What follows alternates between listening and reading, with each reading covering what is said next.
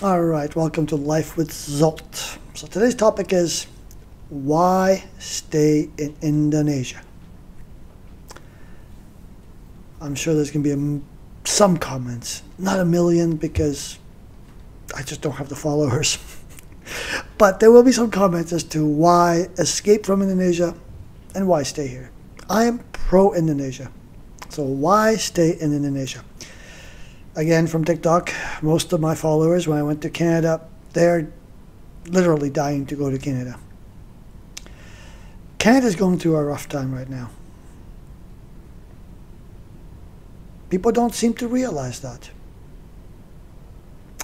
They just look at their present situation in Indonesia and they think they're having a rough time. So why stay in Indonesia? Well, why go to Canada? Number one, right now the unemployment rate is 6.7%. 6.7% in Canada versus 4 point something, 4.2, 4.3 in Indonesia. It's the latest data I could get. And they're going to find a job over a Canadian person. Now, Canadian could mean anything. Could be Chinese, Japanese, Russian, Ukrainian, Indian, whatever, that speaks English. And you're going to go to Canada and find a job or have someone sponsor you for a job over someone that is already there. So number one, there's a very false narrative that people are looking at. All they see is dollars versus rupees. They don't look at lifestyle. They don't check the news. I'm very surprised some people want to work in Canada. They don't know the difference between a Canadian dollar and an American dollar. They think it's all the same.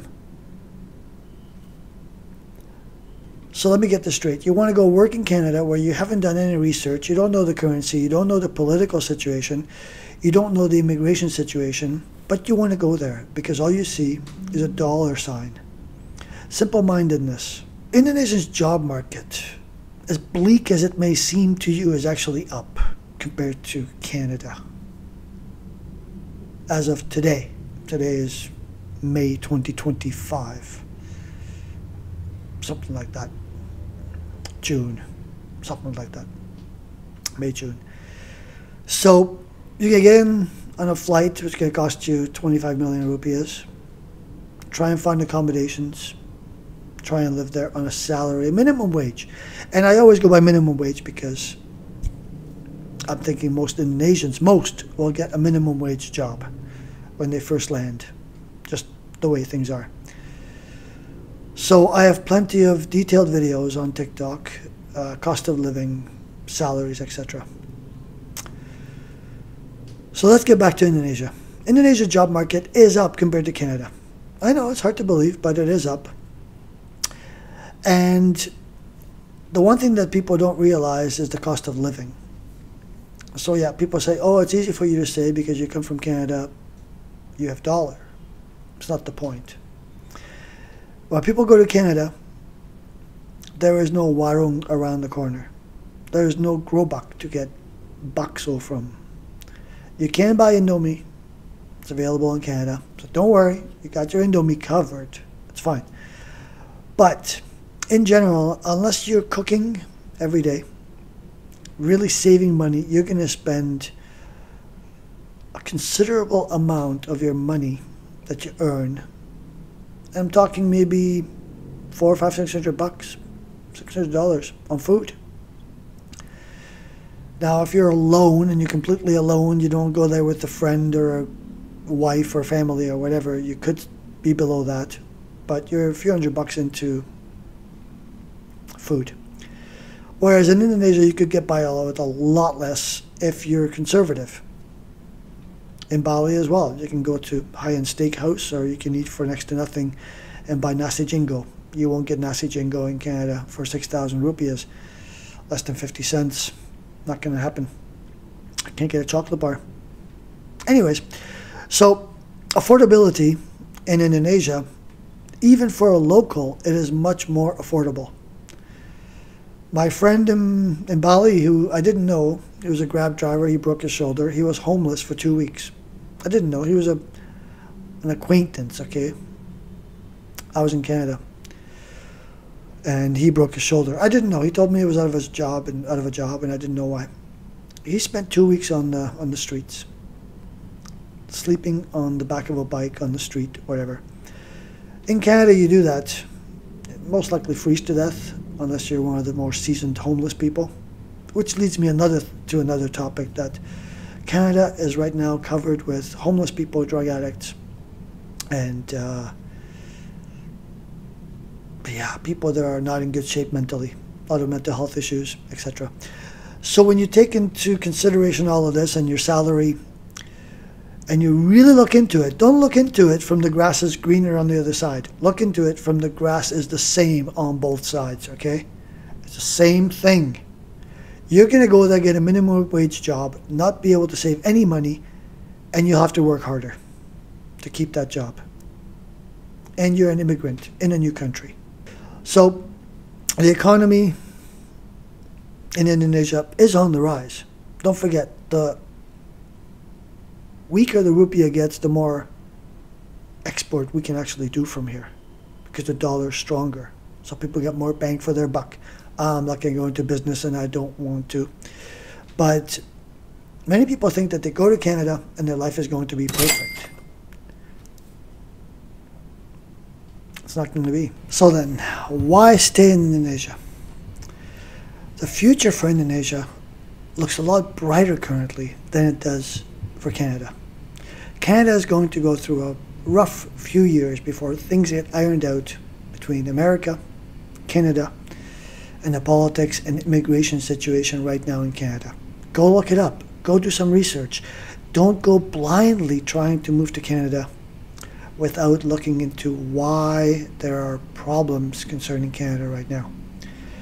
Situation with America, we all know it's not the best. Situation within Canada politically, not the best. America and Canada rely on each other. They used to be partners. Until this administration leaves America, there's going to be issues. Unemployment, inflation, high cost of living. So when I go into detail as a minimum wage job for you, making $4,000 a month, $2,500 or so, maybe $29 if you're lucky, depending if you get some overtime, this and that, and you look into it, $2,900 a month, minimum $1,200 a month for accommodations, utilities, depends on what's included, what's not, telephone, electricity, etc., or whatever you need.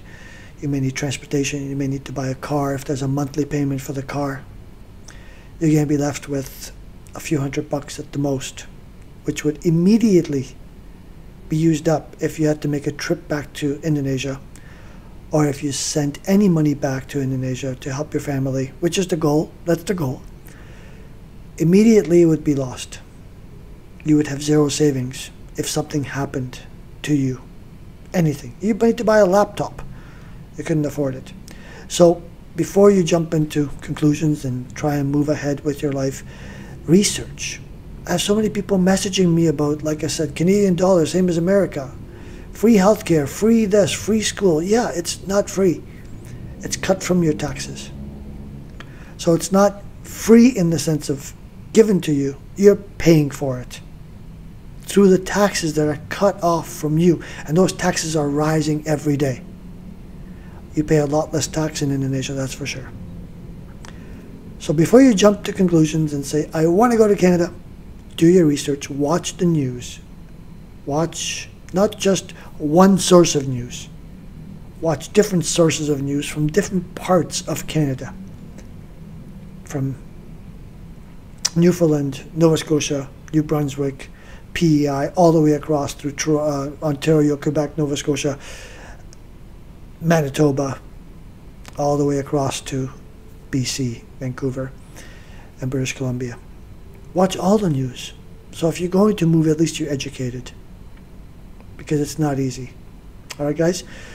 So, if you have any questions, follow up on social media, TikTok, Instagram, and feel free to talk to me.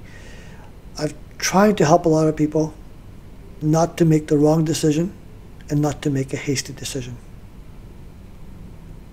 Because haste makes waste. And you don't want to waste your money. You don't want to waste your time away from family. So if you're going to go, good luck. I suggest you stay and make the best of what you have for now. And revisit this in a few years. It's the best advice I could give right now. Have a good one.